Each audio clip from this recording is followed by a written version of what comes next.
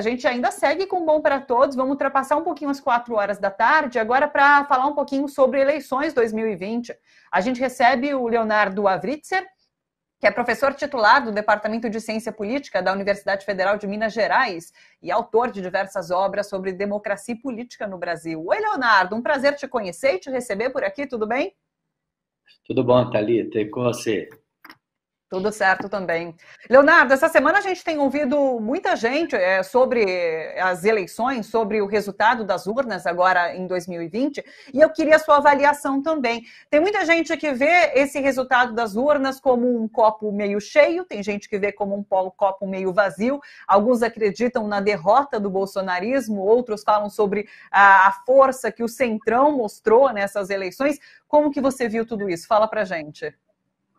Então, temos aí diversas questões, Thalita. Em primeiro lugar, sem dúvida nenhuma, o bolsonarismo sofreu uma derrota. Sofreu uma derrota porque o presidente indicou 11 candidatos, dos quais 8 nem chegaram ao segundo turno, porque o filho do presidente perdeu votos numa campanha para vereador no Rio de Janeiro, porque o PSL, que mas não é o partido do presidente, que gosta de mudar de partidos, como a gente sabe, né? Mas o PSL, com 200 milhões de fundo, está apenas em 2 segundos turnos, né? No estado de São Paulo, né? Em Sorocaba, se não me engano, na Ilha Grande, na Praia Grande, né? Então, nós temos aí uma série de motivos que apontam a direção da derrota do bolsonarismo. Mas ainda assim fica a questão, quem ganhou, né? De um lado, né, a gente pode dizer o seguinte, não é muito claro o que hoje é o centro no Brasil, né? Claro que com o bolsonarismo levou o espectro político para a extrema direita, gente que estava na direita passou a estar no centro, mas a gente tem que tomar um certo cuidado com isso, né? Então, os democratas tiveram avanços, o PSD do Kassab teve avanços, mas o PMDB e o PSDB não tiveram avanços. Pelo contrário, são os 2 partidos que perderam o maior número de prefeituras no Brasil e que são partidos mais ao centro, né? Então, na verdade, a gente tem um certo crescimento da centro-direita, vamos dizer. E, por último, temos a questão da esquerda. A esquerda foi derrotada, não foi derrotada? Certamente, no que diz respeito ao PT, houve uma certa recuperação. Ele perdeu prefeitura, sim, mas ele está no segundo turno em 15 cidades, em algumas delas em primeiro lugar, com votações significativas. Isso é muito diferente do que da performance dele em 2016, por exemplo. O PT esteve em 7 segundo turnos em 2016, em todos eles o candidato dele entrou em segundo lugar. Dessa vez ele está em 15, com 8 candidatos em primeiro lugar, então existe uma certa recuperação, além de um crescimento importante do PSOL, especialmente na cidade de São Paulo. Porque 2016 foi aquele momento de derrota da esquerda. Agora a gente vê esses pequenos avanços, e isso, na sua opinião, pode ser indicativo para 2022? É um indicativo de recuperação, de fato, das esquerdas? Eu acho que ainda é cedo, que a gente vai precisar ver a votação do segundo turno no domingo que vem. Se de fato, né, esses candidatos, e vale a pena dizer que em 2016 o PT esteve no segundo turno nessas cidades em 2016 e foi derrotado em todas elas. Entre os 100 maiores municípios em 2016, o PT apenas elegeu prefeito em um deles, que é Rio Branco, no qual não existe segundo turno.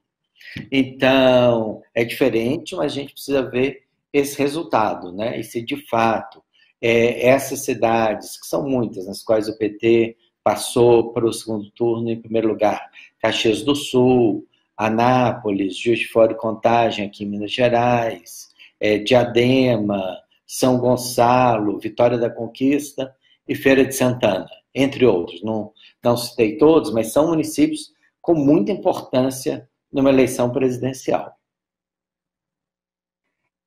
O bolsonarismo, de certa forma, ficou isolado nesse momento também e perde força para 2022 ou não?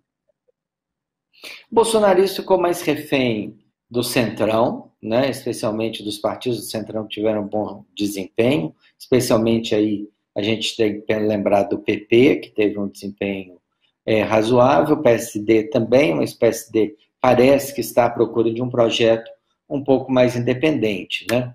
Então, o bolsonarismo é refém deles no Congresso, é refém dos democratas, né, que já dominavam as duas casas, né, a Câmara e o Senado, que podem exercer ainda mais pressão sobre ele, né? Ele se é enfraquecido por esse lado, ele se é enfraquecido pelo lado da economia também, né? Ou seja, a gente tem que lembrar que o auxílio emergencial termina esse mês, que o desemprego está em 14% da população e que isso ainda não foi sentido plenamente pela população por causa do auxílio emergencial. São Paulo foi uma surpresa essa ascensão de Guilherme Boulos. Como você vê agora o segundo turno? No primeiro turno, inclusive, Guilherme Boulos teve 17 segundos, né, de rádio e TV, construiu uma candidatura muito nas ruas, nas redes sociais, e conseguiu agora, o que é inclusive indicativo esse novo modo de fazer campanha, né, nas redes, nas ruas. O que você imagina que vai acontecer em São Paulo? Olha, São Paulo é uma cidade que não é conhecida exatamente por reeleger prefeitos, né?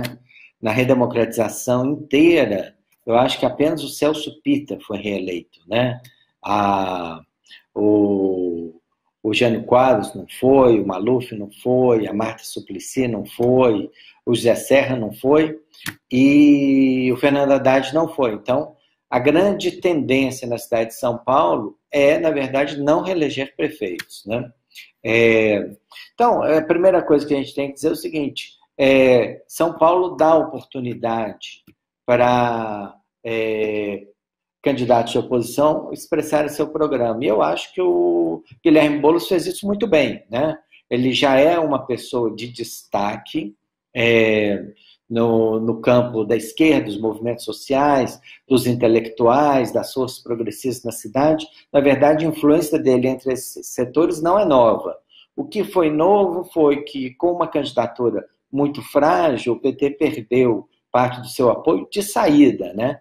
Intelectuais, lideranças políticas muito próximas do PT ou do PT já saíram apoiando o Guilherme Boulos, que, além disso, conseguiu expandir a sua candidatura para setores de classe média com muito pouco tempo na TV. O tempo na TV foi ficando muito relativizado, né? O Bolsonaro não teve nenhum, mas o Bolsonaro, vamos dizer, foi uma eleição à parte, aquela de 2018, esperamos que ela não se repita, né? O Brasil votou em alguém que ele não conhecia, né?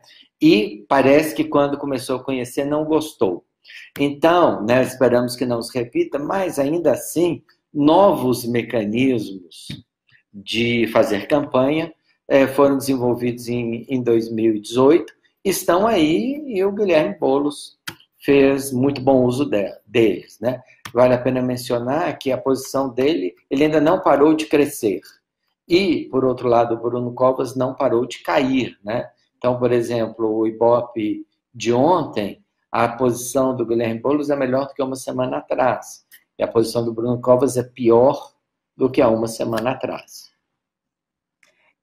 Sobre o nível desse segundo turno das eleições, porque sabe que outro dia eu estava vendo o debate entre Boulos e Covas, e falei, quase chorei de emoção de ver os candidatos se cumprimentando, sabe, de um nível aceitável, assim. Recife também tem um nível, assim, aceitável entre os candidatos. Agora, no Rio de Janeiro, o Crivella foi para o segundo turno, né? Onde que o nível cai, você acredita? Bom, é exatamente isso. Bom, o Crivella, né, de acordo com um áudio que anda circulando aí, né, ele parece que está numa certa situação de instabilidade, né, que o faz comportar assim de forma muito atípica, né, mas infelizmente isso virou também parte da moeda de jogo da política brasileira, não só da política brasileira, né, vídeo comportamento do presidente, agora derrotado nas urnas dos Estados Unidos, no debate presidencial, né, no primeiro debate presidencial, né? Então, eu acho que é muito bom que o nível esteja mais elevado, é muito bom que os candidatos estejam discutindo propostas, mas não tenho certeza absoluta que isso vai continuar à medida que a gente veja movimentos importantes tanto em São Paulo quanto em Recife.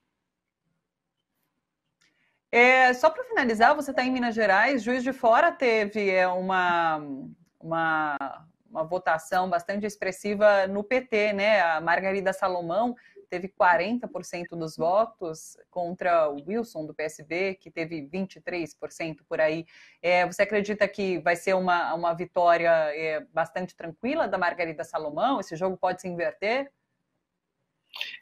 Tem duas prefeituras aqui onde candidatos do Partido dos Trabalhadores mais ligados também a movimentos sociais de esquerda estão muito bem localizados, muito bem posicionados, não é? Contagem e Juiz de Fora. Contagem, na verdade, o PT tem mais chances de chegar facilmente ao segundo turno do que em Juiz de Fora, mas a Margarida Salomão é uma liderança muito importante